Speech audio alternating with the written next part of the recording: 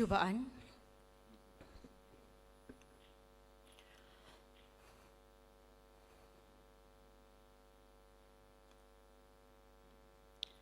Bismillahirrahmanirrahim. Sekalung apresiasi saya ucapkan buat peneraju acara, kombinasi hakim berkarisma kehadapan Tuan Yang Terutama Tun Sri Setia Dr. Haji Muhammad Ali Muhammad Rustam yang di Pertuan Negeri Melaka, Div-Div kehormat. Seterusnya, hadirin hadirat pewaris bangsa. Assalamualaikum, salam sejahtera, salam Malaysia Madani. Hadirin, bulat air kerana pembetung, bulat manusia kerana muafakat. Tanpa perpaduan yang erat, masyarakat pincang dan cacat, negara akan hilang sebuah berkat. 13 Mei 1969 menjadi tanda perpecahan kaum akan menggugat keamanan sesebuah negara. Lantas, satu mekanisme penawar diolah untuk menjadi pengumbat duka, untuk sama-sama kita pertahankan negara tercinta. Dan akhirnya 31 Ogos 1970 rukun negara tercipta. Maka terimalah rukun negara bahtera membentuk negara bangsa. Hadirin yang dikasihi, rukun negara bahtera membentuk negara bangsa mengajak kita untuk melihat kepentingan rukun negara dalam memandu segenap ruang lingkup kehidupan masyarakat untuk membentuk peribadi sebuah bangsa Malaysia. Daripada sekecil-kecil anak yang merupakan permata negara ke segenap lapisan rakyat yang menjadi tunjang sebuah daulat. Justru, 3 nakhoda bahtera negara akan kita soroti bersama. Pertama, anak kecil yang suci. Kedua, rakyat penggerak visi. Dan ketiga, pemimpin sebagai pengemudi. Saudara dan saudari, pertama, rukun negara membentuk peribadi anak kecil yang suci. Melentur buluh, biarlah daripada rebungnya. Sedari kecil, peribahasa ini menjadi halwa pendengaran kita. Untuk mendapat sinar mempesona, gilaplah permata yang ada. Anak kecil yang akan menjadi pewaris kelangsungan negara perlu diterapkan dengan budi pekerti mulia. Asbab keperluan tersebut, prinsip kepercayaan kepada Tuhan perlu dijadikan sebagai asas pembentukan jiwa anak-anak kita. Didiklah mereka dengan nilai agama, agar mereka dapat membuat timbang tara dosa dan pahala, berbuat baiklah sesama manusia, agar kita menjadi bangsa yang berwibawa. Hadirin, lihatlah kebejatan moral yang berlaku di Barat apabila prinsip keagamaan tidak mendasari ruang lingkup kehidupan mereka. Seks bebas dan liberalisme menyebabkan keruntuhan akhlak yang meruntuhkan tamadun bangsa. Di Itali, seks bebas dan anutan kepercayaan ateis menyebabkan lenyapnya wilayah Pompei yang pernah terkenal dengan jujukan kota seks purba ratusan tahun yang lalu. Menginjak ke abad 20, sekali lagi kita saksikan seks bebas yang dibudayakan oleh bekas Perdana Menteri Itali Silvio Berlusconi menjadi punca hilangnya kepercayaan ekonomi. Statistik Kementerian Kesihatan Malaysia tahun 2023 menunjukkan purata 4,000 kes remaja hamil di luar nikah, sehingga kes pembuangan bayi semakin berleluasa. Adakah ini dambaan generasi madani? Maka cukuplah, jangan biarkan anak-anak kita terpengaruh dengan dogma pemikiran songsang, sedangkan prinsip kepercayaan kepada Tuhan yang seyogianya dihayati dan diamati cukup untuk membentuk pribadi anak kecil kita yang membantu membina bangsa yang dihormati. Hadirin, tiba-tiba saya teringat ketika saya masih belajar di Universiti Malaysia Sabah 10 tahun yang lalu. Ada suatu hari, saya terlewat bangun dan rakan sebilik saya berbangsa Cina mengejut saya bangun untuk menunaikan solat subuh. Rakan bilik sebelah berbangsa India pula di awal semester meminta izin kepada kami semua untuk sembahyang membunyikan loceng dan membakar setanggi. Walaupun berbeza agama, kepercayaan kepada Tuhan kami hormati bersama. Keharmonian dan kesepaduan juga kami jaga, menunjukkan rukun negara jika dihayati, pribadi mulia pasti menjadi realiti. Hadirin yang dihormati, kedua, rukun negara sebagai alat memacu rakyat harmoni.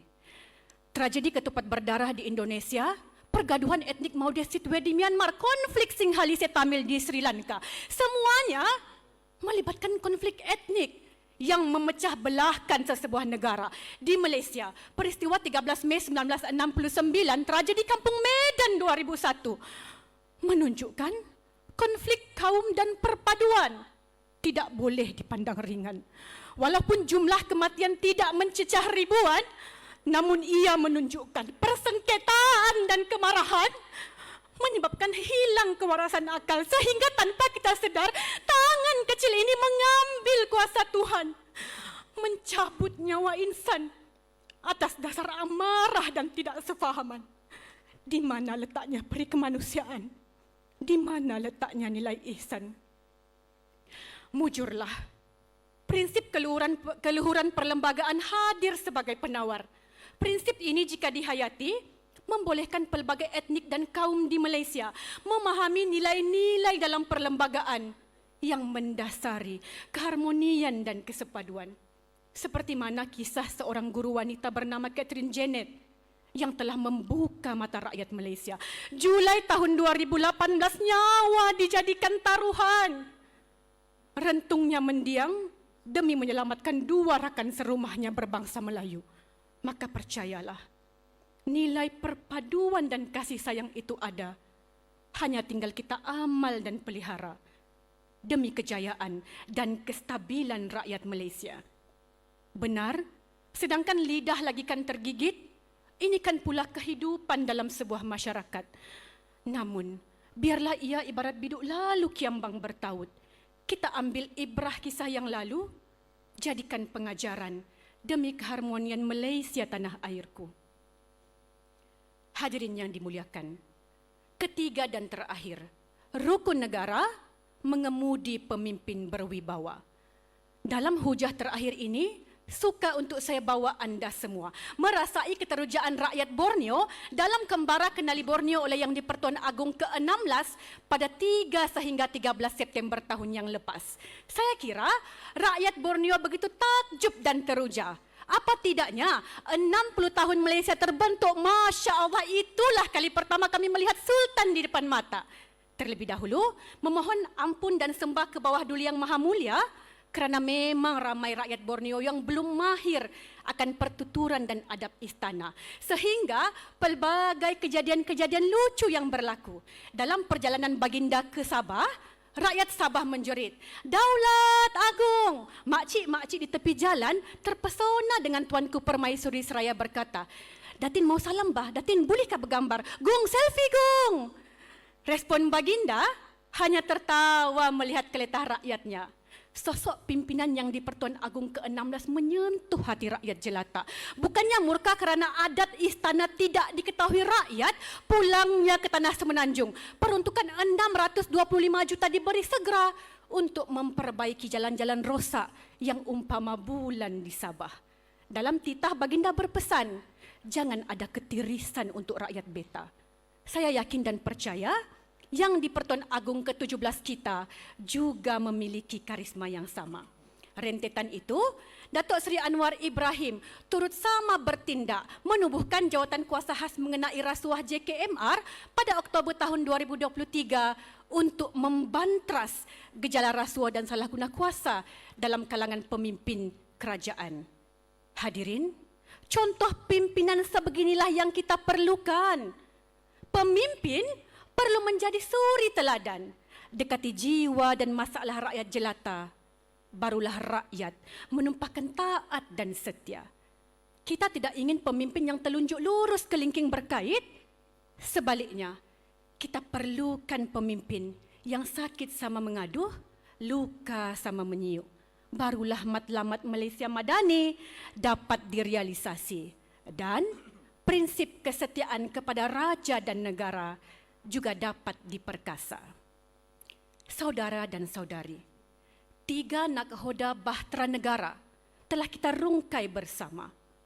Percayalah, jatuh bangun sesebuah negara bergantung kepada akhlak yang mendasari rakyatnya.